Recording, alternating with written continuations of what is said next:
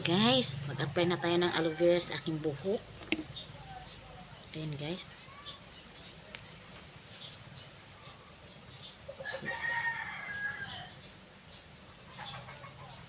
Medyo hindi maganda yung amoy guys. Pero okay lang. Niwala kayo guys na makakapal daw to ng buhok.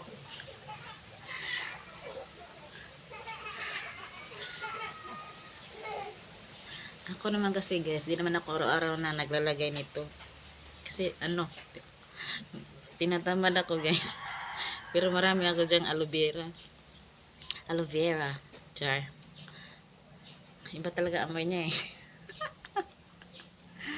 Ay, nako. Ipahid sa anit. Yan. Para daw kumapal ang buhok. Wala namang mawala kung mag-try tayo, no?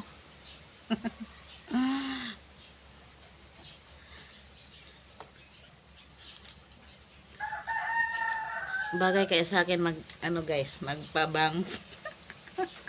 Ano kayang mukha ko?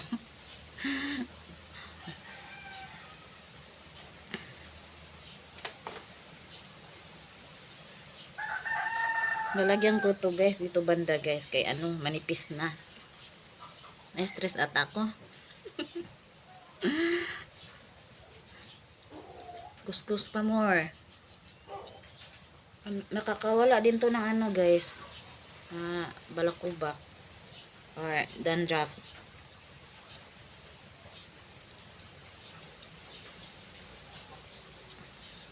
Ang sarap i-massage sa anit.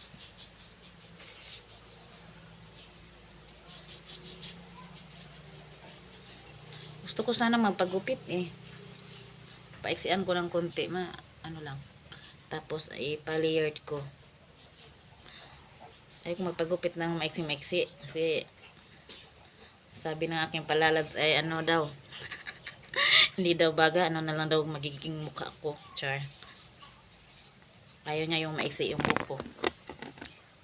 Gusto niya yung mga type niya yung mahabang buhok.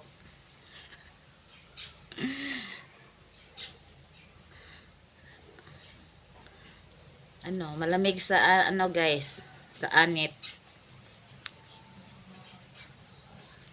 Ang sarap ikuskus guys, oh.